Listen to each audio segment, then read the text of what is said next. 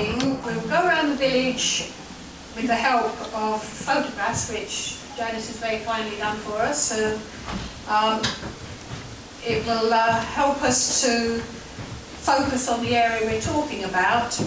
We haven't photographed every location, but they will remind us of the area that we are talking about and the businesses that existed as far back as we can recall. My research has been with the aid of some old photographs and some memories of some of the folk who have lived in the village for over 80 years. So feel free to have an input if it's relevant, because I may not have it all correct. On the display boards there are some old photographs and some letterheads from some of the old businesses. And take time to have a look at those because some of them are really interesting. We'll start with Birch Lane. The two houses there were the coal yard, which was established in 1921 by Mr. E. Meekins. This was where you could buy your coal and your coke and your coal light and your anthracite and whatever. Later on, I think Moyes were the next people to run this coal yard, then Porter and Hughes, and then Colin Porter and his sons, C&P, Colin and Barbara. Colin and Barbara, all right. I don't know if anybody else has any comments on the coal yard or any other information. I did speak to Colin briefly today, but right, so we'll... Ned Meakin, he eventually moved down to Well Lane and lived in Well Lane after he retired. All right, whereabouts in Well Lane? Remember? Or? Nearly opposite where Bill Henderson moved. Exactly, yeah. Nearly opposite there, one of those houses across the other side of the road. Oh, okay. Then right at the bottom of Birch Lane, which we don't have a photograph for, was one of the Woodwards had a yard at the bottom of that lane, where I believe they make the coffins, but we might hear more about that later. Right, the next photo is the High Street. We then work our way all the way down the High Street and come back round again. The house with the white house with the blue shutters there was the old bakehouse, which I'm sure you know by now belonged to the Cottee family. One interesting point, I noticed on some of the old photographs that I've been researching that the High Street was called Church Street. Way back when. Do you want to say anything about the Cottee family? Yes, great-granddad moved to that property, I think we think in the 1840s. He came from East Hanningfield.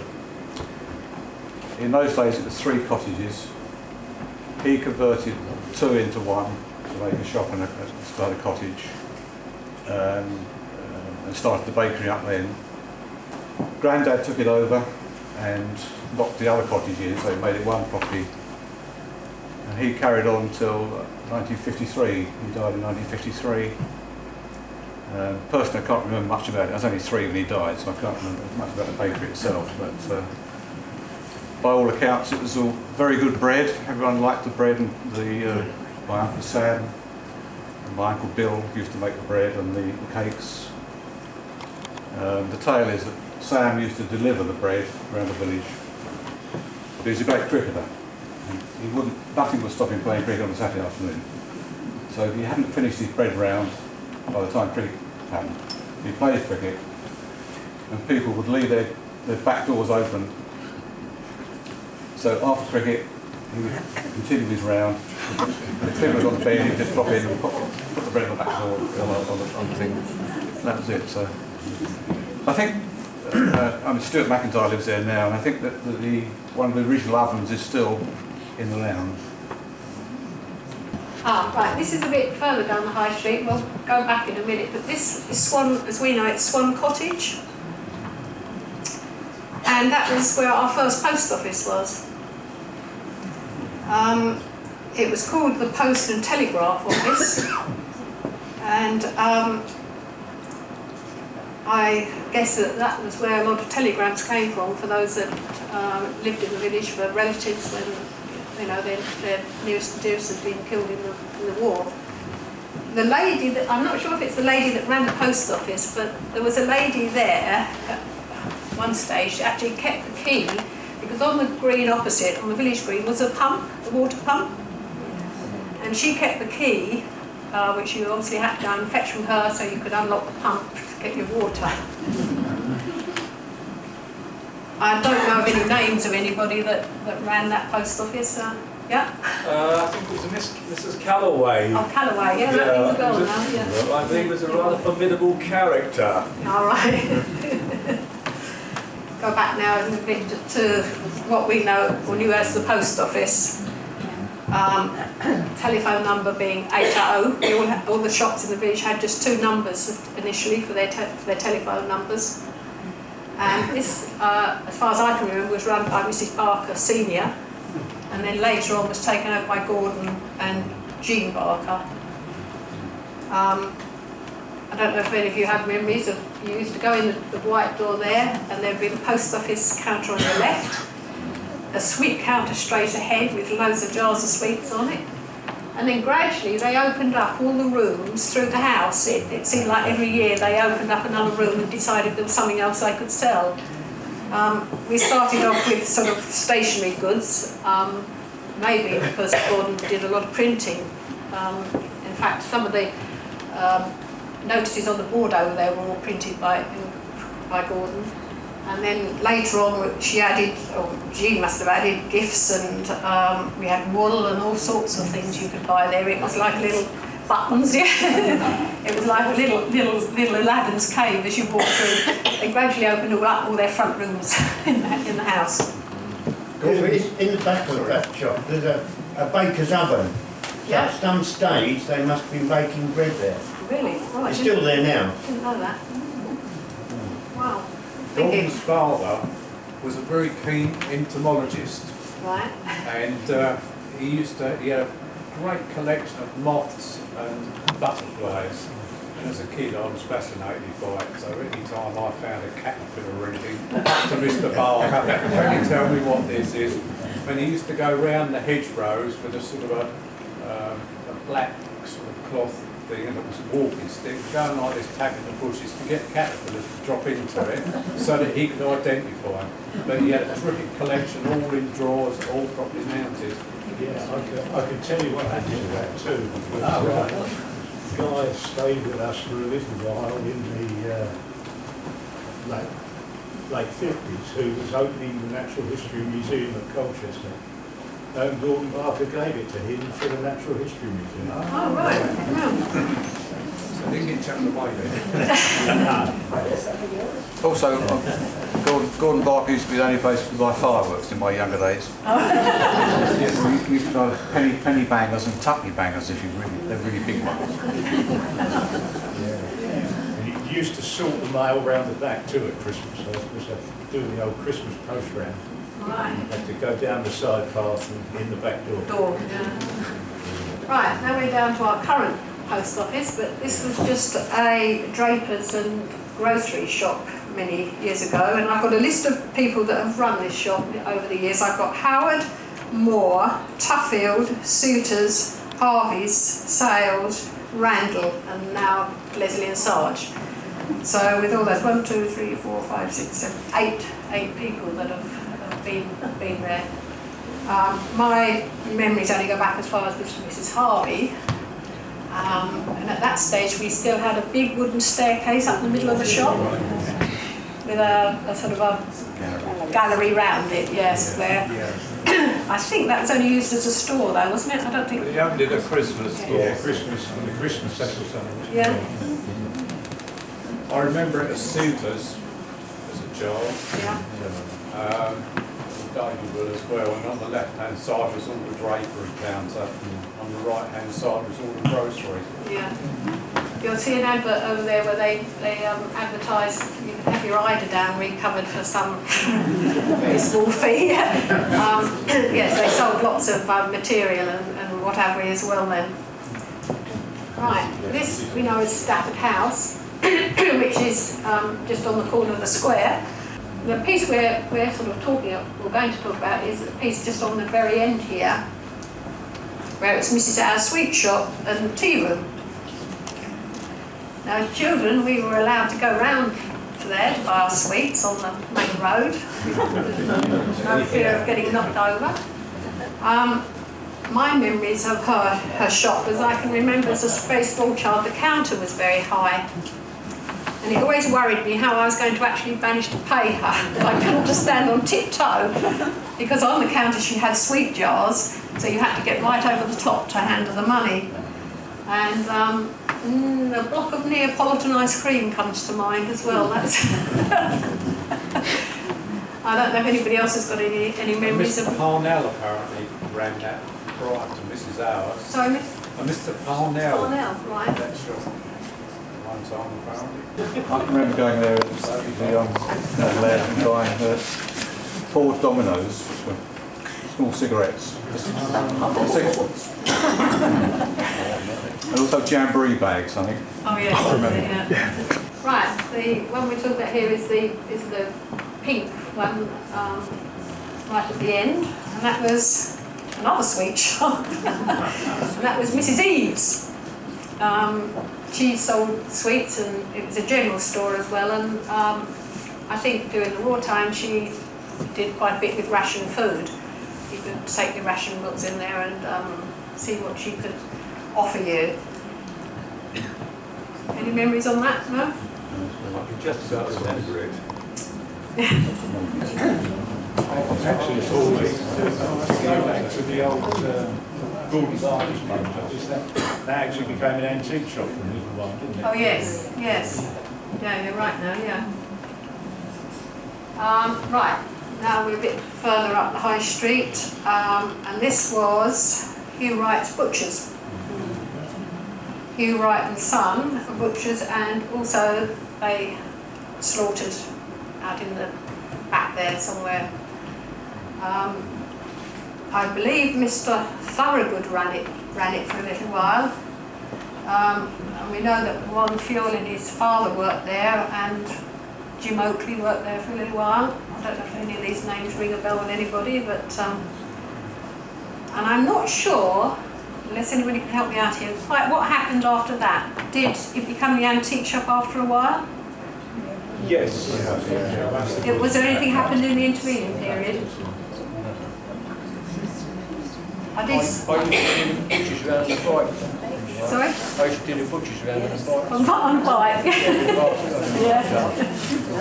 Actually, one thing that came up the other day when we were with Alan's son-in-law, who was an office there, he pointed out that, unfortunately I didn't get it in the photo, but he pointed out that if you look at the bricks, at the corner of the building, as it goes down to Back Lane, all the bricks are like slots, there's gaps, and that was the smokehouse. I've never even noticed it until he pointed it out. I think he said they weren't allowed to change them. That was part of the planning. Yes, because My aunt worked in the office there for years. She did the sort of bookwork, did the bills when I was at school. And Fred's Bill and Ron were working in there. Yeah. There's a little office, like a little office at the back. I remember the old pedestal telephone. But if you go in there now, having survived the art gallery, the florist, I'm going to say, yeah, I've got a list of things. Baby clothes. you'll find that the butcher's rails are still in there. Yeah. Yeah. Right, this is what we knew as Mrs. Cable's house, or from Mrs. Cable's house. On the left-hand side of the house, there used to be a single-storey sort of lean-to on the end there, and I've been told that that was used as a hairdresser's. And it's later on, Elf, because he had kept chickens down in the back in the old sort of Nissen hut that they had in the garden, and from that building he sold eggs later on. But again, we haven't got a name for anybody that actually worked in the hairdressers, but I'm not sure if it was full time. It might just have been, you know, odd days.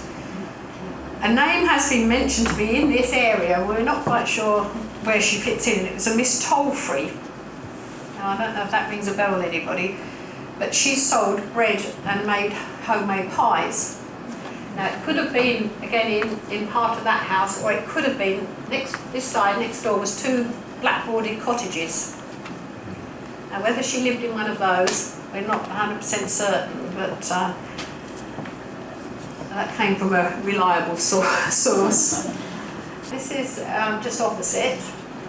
You can see that where the bricks came, that has been built on, but before that, again, there was a single story piece on the end of that house. And this again was a butcher's. It was quite a small butcher's, I understand, and we believe they specialised in something. We're not sure what. we've ruled it down to either a pork butcher's or they sold game. Is that anybody? No, you don't know. So that remains a little bit of a mystery. There is I don't think I brought it tonight, but I have found a photograph. It may be up on the board. And there is a board outside that house, but we haven't been able to magnify it enough to see what the board says. Right, this is the brick house, which again is just opposite Christchurch. Anybody know who ran a business in here? Was it Mr. Smith? Yeah, Melvin Smith. Yeah. He was according to his letter heading, he was a nurseryman, florist and gardener. And I understand at the time you could cut through his garden. This is apparently what a lot of the children did when they came home from school, was go through his garden because you could get right through to Back Lane before houses were built on all the back gardens. So the children would often use that as a cut through if they lived at the top end of Back Lane, which I don't think he was too happy about. But in his garden he had 2 large walnut trees. And he used to collect the walnuts so you could buy fresh walnuts from him. And he wore another hat as well. He was the ARP warden for the village. And apparently when he put his hat on, he was a very different character. Yeah.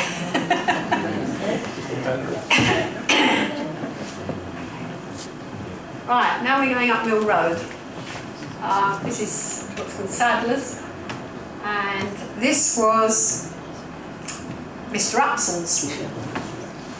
He was a saddler and an ironmonger.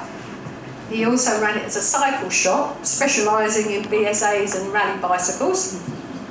There was something that he did quite frequently. He used to hang a notice on the shop door, back in 10 minutes. Of course, you never knew what time he'd left, but that was his lunch break at one of the pubs, I think.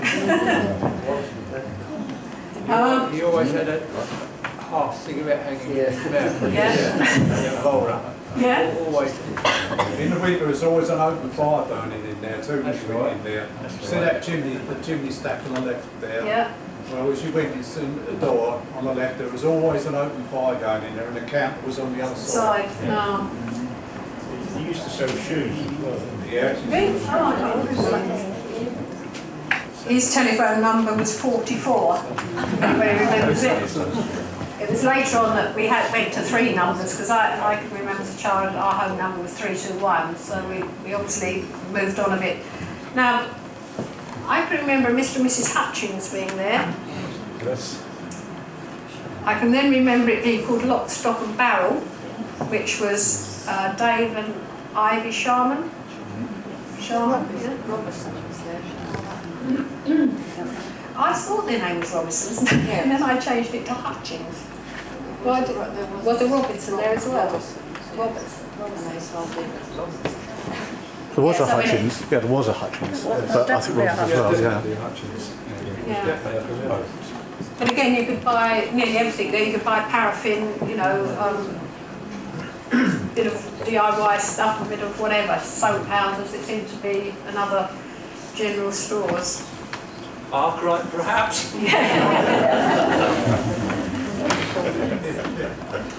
Right, here we are at the Four Vintners. Now there is a very interesting photograph we've come to hand recently over there, which Mark at the Vintners has passed on, which has been copied.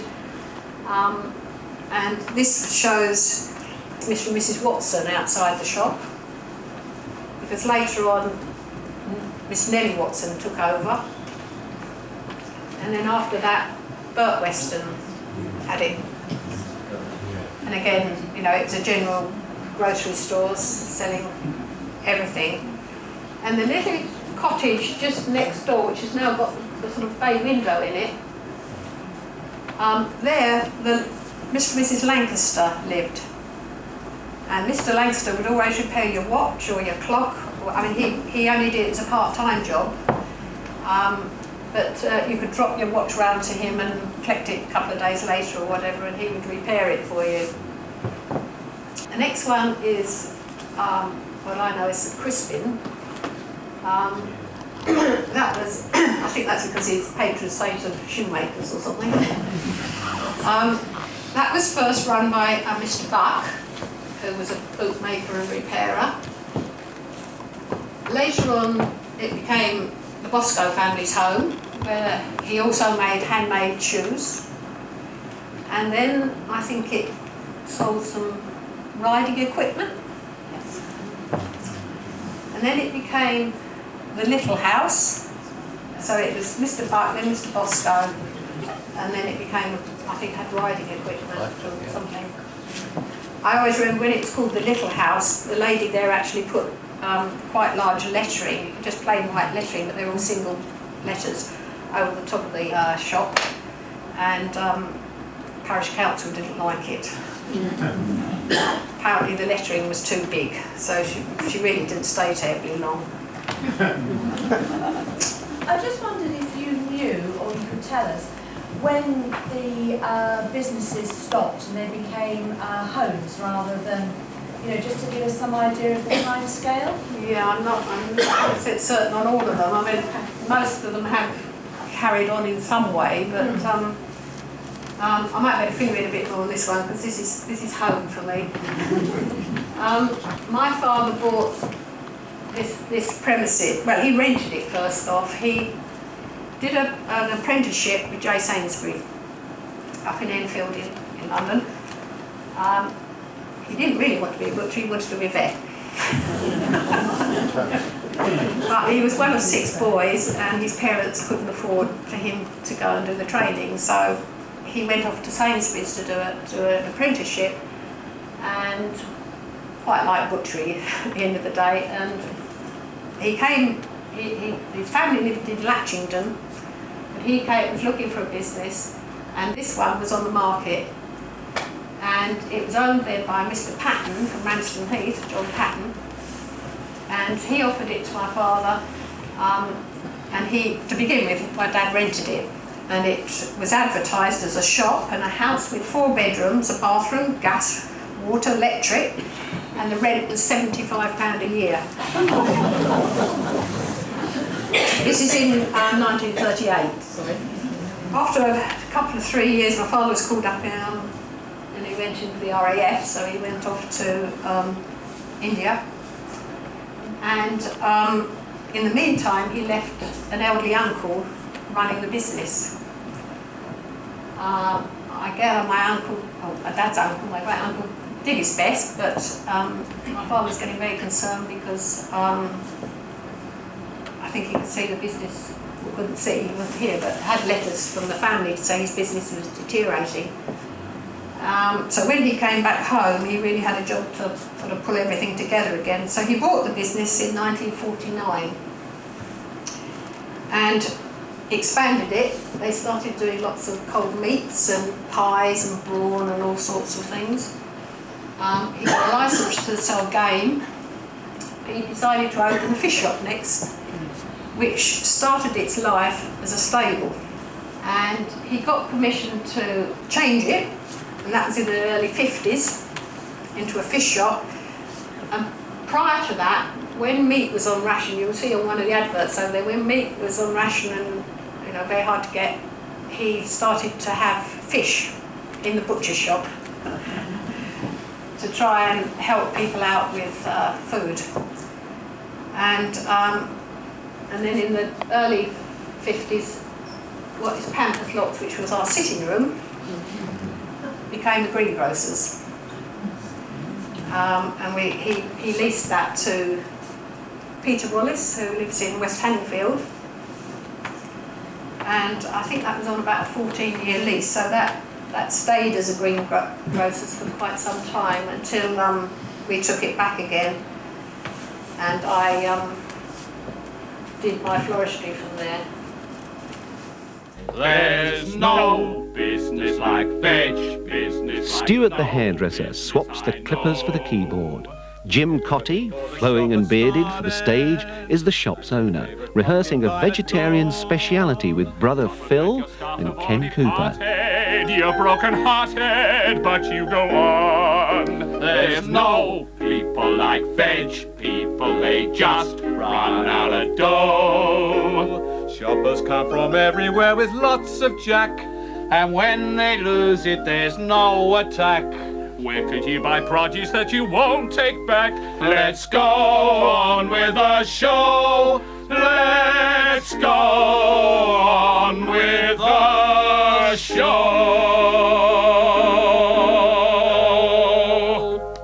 The property, strange enough, was called Lawn House. Not quite sure where the lawn was, but we had a patch of grass out the back, but I think to call it a lawn was stretching it a little bit. And then my father started making lots of homemade sausages and selling them wholesale. The fish shop was then taken over by Mervyn Clark, who worked for my father. He ran it. And then Hepburn's bought the premises. And then John Carter ran the butchers for a while. And I think it was in 1993 that some of the shopkeepers decided to get up a campaign because they were really starting to struggle. And they had a campaign, I don't know if many of you can remember it, but it was called Use It or Lose It. Bruce Sellers had something to do with that. Sorry? Bruce Sellers had something to do with that. Did she? Oh, right. But then in the yard at the back there, we had some other businesses going on. Elfoff had rented a shed, and that's where you had your hair cut. And then Bob Passion had rented another shed, and that's where you could get your mower repaired. I think after Mervyn had the fish shop, we had then Jeffrey's fish shop for a while, and then it became the Indian takeaway. Roger Swift as well. Oh, Roger Swift had it for yeah. a while, yes. Next door but two, after Pottery House, where now is the entrance to Baker's Field, that was Elliott's Builders Yard, where the Elliott brothers ran their business. On the right, where the pond is, up Mill Road, on the right hand side, well, we call it the Hop It, I don't know what Ben calls it. There was, where Ben now lives, there was Mr. Raisin's television and wireless repairs. He ran that in a shed from his garden. I understand Mr. Raisin worked for Marconi's in his younger days and was, quite important there. And then you just took your wireless, or if you wanted your telly repaired, you gave him a nudge and he would come round and put a new tube in it, as we had in those days. Right, this is where Cable's Builders Yard was. Again, they had a shop, it was a DIY shop, and I think before that may have been a Mr. Alexander ran something from that yard. I don't know if any of you remember Cable's shop, where Sam worked with his brown smock on. That's your house, is it? Yeah. Was it a builder's yard? Many years ago. Yes. Not that many. I remember when it was cables, you wanted to buy sand there. You turn up with your trailer and say, can I have half a yard of sand? And he'd say, yes, 18 shovelfuls. That's how big a shovel I could find. He also used to rent out his cement mixer and stuff like that as well. Right, yeah. Um, I think they might have been an agent for Dulux Paint. They I think they used to were. sell an awful lot of Dulux Paint. Yeah. Used to back onto our house. Yeah. Yeah. Can you remember? You can't remember Mr. Alexander, have you? No, I remember Sam used to spend most evenings around our house because he was on his own. Yeah. Right, this is opposite, and you can see that the right-hand piece has been built on, but before that, Mr. Souls had this as his newsagent. That's before he moved down into the square. A bit further along on that side of the road where there's some houses. Mr. Curtis ran his builders and carpentry business. That's, for those of you who don't know, that was Gwen Griffiths. Tom, Yeah, it's Gwen Griffiths' dad. Gwen Griffiths. Yeah, he was a builder and carpenter. Right, this one was Mrs. Deering's grocer's shop. Did we mention the cat? You must. Mrs. Deering was well known for having her cat that sat on the counter beside the bacon slicer.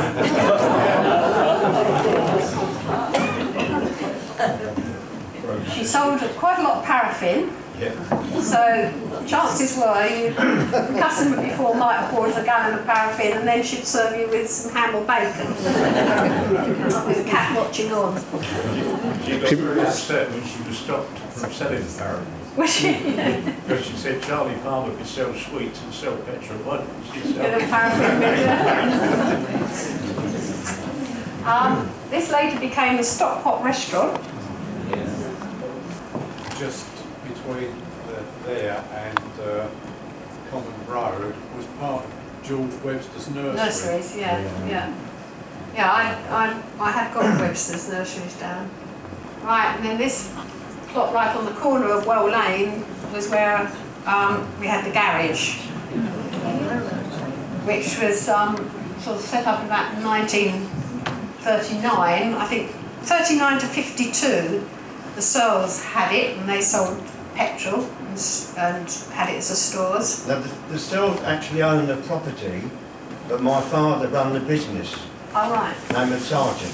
Yeah. The Searles that own the newsagent that you mentioned, they actually own the property, oh, right. the garage, and the cottages alongside it. Right. Then where does Mr. Mather or the two Mathers fit in? We've got a letter heading. Oh no, I don't think I brought it up, did I? No, my father's heading is there. Yeah. And then we found another one that said Mr. Mather. There was two initials, and they also ran the garage. Yeah, there were two guys running for a while, I remember, yeah. I'm not quite sure where they fit in. That might have been after Charlie Palmer.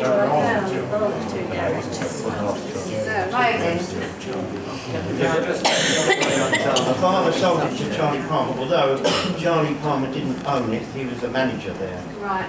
So I've just learned. I play football and stuff, and Charlie Palmer was come as a linesman only because he owned a dorm bill which we all fit into. One day he had a big punch up with the referee and he was banned for life from the Tottenham district. Well, I think the Sergeant family, they ran a taxi business in there as well, didn't they? Yeah, we did, yeah. Taxis which went on to the Billericay station and Chelmsford. And my father had two coaches as well. Yeah. He certainly did, yeah. Jim Sargent sent me a whole load of memories of the website as well, so there's a lot on there about it. Oh, is there? Right. Yeah. That was my older brother, unfortunately he passed away. I heard, yeah. I can remember in Charlie Palmer's day, you could have a monthly account for your petrol. I don't think as many garages will let you do that nowadays, but And I also can remember the monkey tree. And the Avery. That apparently was planted by Mr. Voice, Senior. And yeah, that was there for ages. Well, till the houses were built, I guess. Till those houses there. You could also go and buy fish out of his freezer. Oh, We had a freezer yeah. at the garage, and we were never quite sure where the fish came from. It was usually trout. So the reservoir was probably the reservoir. The monkey tree actually had a preservation order, Yeah. and that was stopping the houses being built, but unfortunately it died.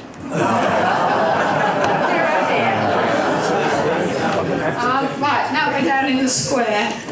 Just before I go on to that, actually, I'll mention the Webster's nursery, and then there was Downwell Lane. Further down there was Haywood Brown's father, I think, and sold fruit and veg, which Haywood carried on.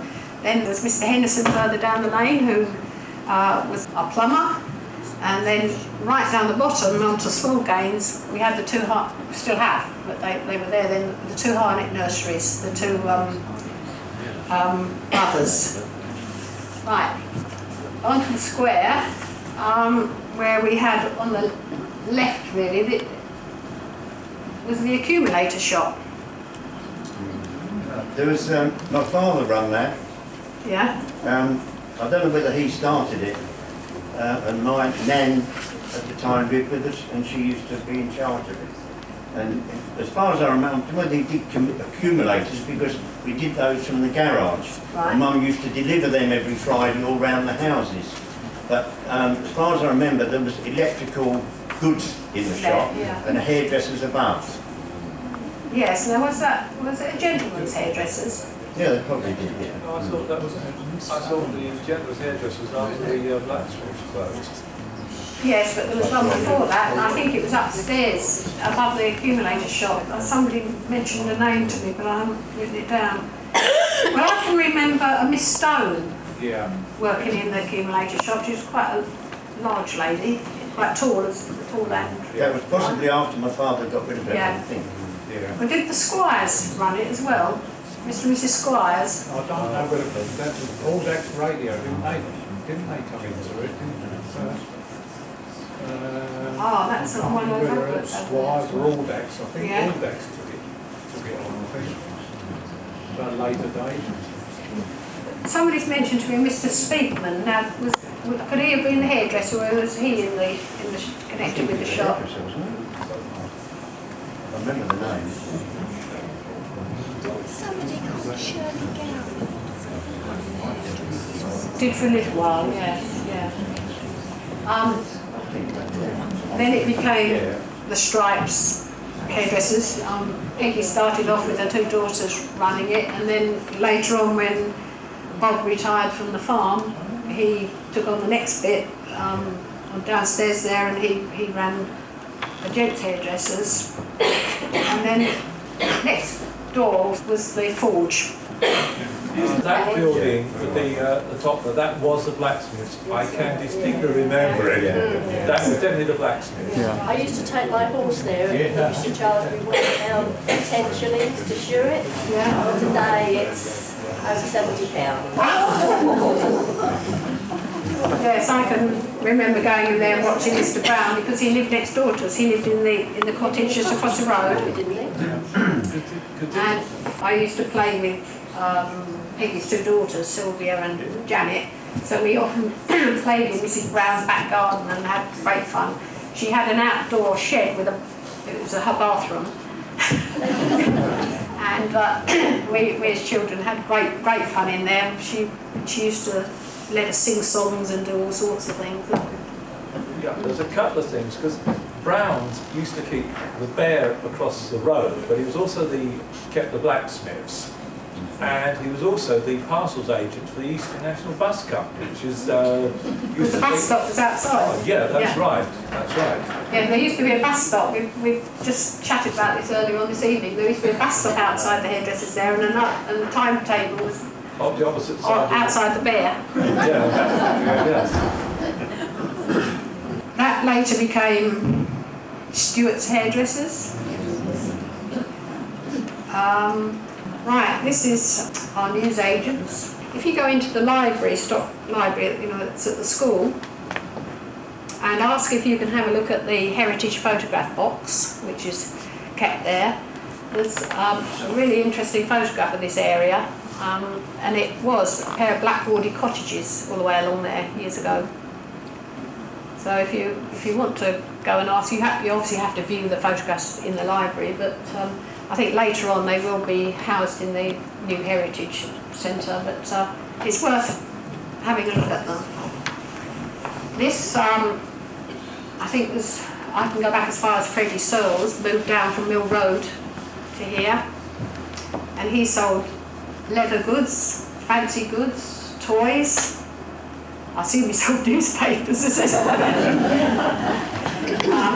Then I can remember Mr. and Mrs. Simpson, Yeah. Mr. and Mrs. Parker, Mr. and Mrs. Elliott, Mr. and Mrs. Porter.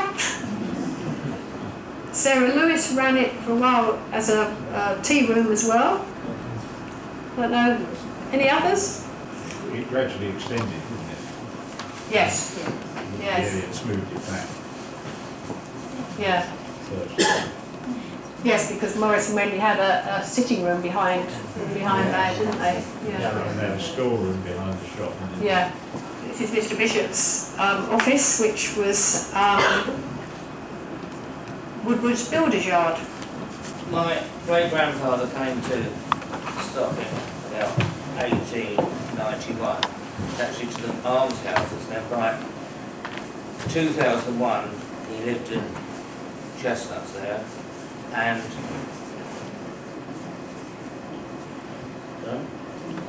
can I say 1901 the High Street, which is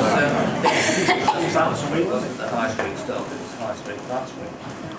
And he started doing the undertaking, and I've got an article here which was by the late Don Jarvis regarding great-grandfather. It says, when a death in the village occurred, often the first intimation of this would be a tap-tapping or a light hammering coming from the workshop of Mr. Woodward of the Chestnuts. Mr. Woodward was a builder, but perhaps better known as the village undertaker, and the unmistakable sound of hammering as he fashioned a coffin would cause immediate speculation as to which local resident had died. This was days when Stock was a very quiet village, a bit like now really, before the days of thumping road traffic, when sounds such as hammering could be carried throughout the village. Residents of Stock would not have dreamt of having a coffin made outside the village. Mr. Woodward made the coffin and also conducted the funeral processions, which were usually made on foot, with the coffin on a large wheeled hand bier pushed by one or two of the bearers, with Mr. Woodward himself in top hat leading the procession. Actually, just before, when Dick Weston left the bear, he used to drink occasionally in the Baker's Arms, and just before he died, he said to me that he knew that the hand bier was still in the village somewhere, but he didn't know. He said, I will tell you soon, but unfortunately he died, so I've never found out where the hand bier is. Mr. Woodward also had other talents. He was an expert wood carver, as well as being a church organist, walking to St Mary Butsbury every Sunday. The 1914-80 War Memorial in the church is an example of his work, the unveiling having taken place in September 1920. As a builder, he also carried out many repairs to the church and discovered and opened up one window which had been bricked up for many years. He is interred in Butsbury churchyard. His wife worshipped at the Congregational Church. But then my grandfather married an Irish woman from Killarney. She was a school teacher at the church. And so after that we all became Roman Catholics. Yes, perhaps we'll just talk for a few minutes about Fred Makin's and later on Michael Makin's dairy business down Back Claim. I remember them having the three-wheeled milk floats, which had to be plugged in every night to be recharged. They had a little old petrol one at one time, a Reliant, that used to pop all around the village. And one of the ladies that I went to see recently remembered that one evening the shed where they were being recharged caught fire.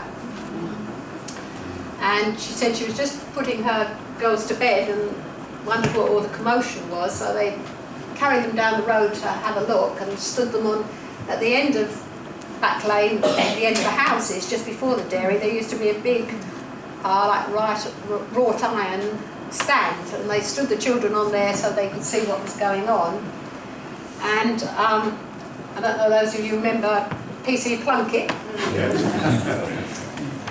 Came racing down Back Lane on his bicycle with his cape flowing, ringing his bell and asking everybody to move out of the way. And as he went to turn into the dairy on the right hand side, he fell off his bicycle into the hedge, which obviously caused great amusement. They weren't quite sure what he was going to do, one man on a bike with a fire blazing, but and then the Strike family also ran a dairy business from Farrer's Farm, which is the house just opposite the junction to Downham Road. Could I just interrupt you a minute? When I was a kid, I worked for Michael and his father, and it was a horse and trap. Yep. And I was so slow, they called me Lightning. Bob Stripe, he used to deliver the milk from Stripes on the Pauline and Trap. Yeah. Then perhaps we could recount for a few seconds the mobile shops that we had in the village as well. I don't know how everybody made a living in these days, I really don't. I think we got up to, I don't know, nearly 30 businesses at least. Pauline, before you got a mobile, do you remember Mary Wilkins' sister used to do the sewing and cake shop? She loved it. Chestnut. Oh yeah, she lived. Chestnut. Yeah, she lived. Mary lived in Butsford Terrace, yes, but her sister lived in. Yeah, in Chestnuts, I think it's called. Chestnut, is it? What's the Yeah, one that actually? and she obviously at the grocery shop. Yeah. And she used to do sewing and homemade cakes. Cakes. Yeah, yeah, I vaguely remember that. Yeah. Mobile shops, we had Mr. Beale's van.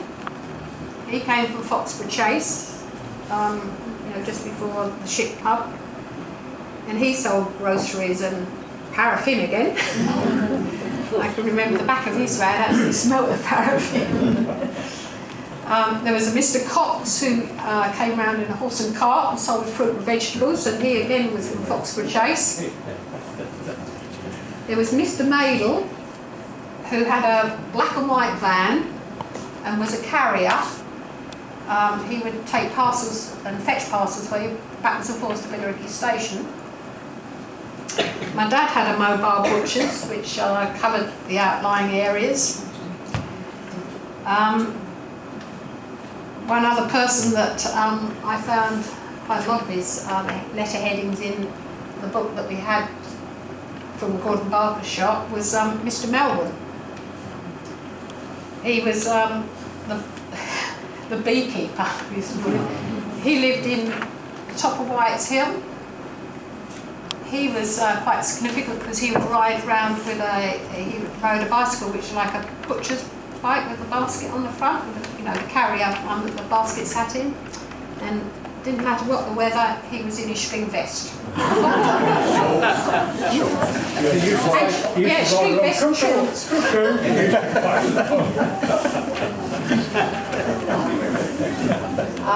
There are other seasonal employers in the village, and the Briley's were down just at the bottom Stock Hills and running their orchards. There was Mr. Lister, who had the black currant fields up off Mill Road. And I'm not sure who was in the farm Frizzling Hall, but I can remember going picking up potatoes there. Was that the Smiths? Jack Smith. Could have been the Smiths, yeah. Jack. And then Major Gibbon, who also had an orchard down off of Goatsmoor Lane. Again, you could go apple picking there. Right, well that's all that I've... Poor merchants usually come round, Pauline. The poor merchant come round, can everybody get drinks? Oh yeah, because a lot of we haven't covered the agricultural side of things. No, nearly everybody kept chickens, so it was a doorstep to live all through the village. Right, brilliant. I don't know if it's the same place that had previously been the apple orchard, but there was also strawberry picking back in the 80s down Goatsmore. Coastal Lane, yes. Anything else anybody can remember?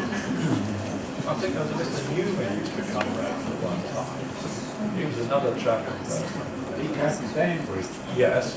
And of course at one time I think he used to have the packing station. He used to take stuff. We used to have chicken because I remember we used to have chickens for time in the 50s and we used to have the eggs at the packing station.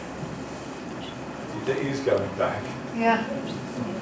I think we had a Corona man come round as well. Yeah, we did. Yeah, I think there was a carrier actually in stock actually. I think it was just before the war and that it says I've done somewhere. Yeah, he lived up Mill Road. Yeah, just before you get to that farm on the left, two brothers. Opposite Henderson lived, Girl Henderson, used to work for your dad, Agnes. Yeah. Opposite there, they used to have horse and carts and do the brilliant station. Yeah. Boilers. I I can't think I remember found his name now. He used to another work, advert. they ended up working for Lisbon in the end. I think I found another advert for a carrier that lived at Scrivener's Farm or somewhere down one of the farms as well somewhere, but it wasn't anybody that nobody had mentioned them. So. That could have been Sam Kent. Kent, that's it, yeah. Yeah, it was Sam Kent. That name rings a bell, yeah. Well, I hope you've all enjoyed this evening. It's, I've enjoyed doing the research. Yeah, also, in the 1920s, my dad always told me that Harrods used to come down on a horse and cart and deliver in the village. And he would build a home where they bought so many pounds of butter and pairs of boots and God knows what. That was Harrods. You still remember that, please, dear? I thought it'd start there. Well, I'd like to conclude the evening by passing both thanks to you, Pauline, especially for all your research and work you've done, and for taking me back to my childhood. I've been very quiet up to now, but I'm on my feet now. And I'd also like to thank Janice for providing these photographs, and also to Paul for his reminiscing. I remember going to your dad many a time, Pauline, with the chickens, trying to sell chickens, and he'd always say, well, they're not worth a lot, are they, Robert? They're pretty thin, aren't they? A little half the feathers are missing. Anyway, I remember your father vividly, and I have very fond memories of him, and he was a lovely man. He really was. And also, I had one more reminisce concerning the blacksmiths. One morning at home, I don't know if any of you here know Rich Hampton. Yes. Well, he worked for us, and 2 cart horses were missing. And Reg and I, being the youngest on the staff, we could hear them going up the road. And my father said, come on you two, you've got to get after those horses. They were going up the road as though there was no tomorrow. And Reg and I were puffing up the road. And we got about halfway up our track, and I could hear them going along the high street, clop, clop, clop. And I said, Reg, we're in trouble now. Anyway, we got onto the high street, moved along towards Billericay, because that was the direction they were going. There was not a sound. Went round into the square. Where had they gone? Over in the blacksmith's. They were so used to going there. Anyway, thank you very much for a very informative evening, and well done.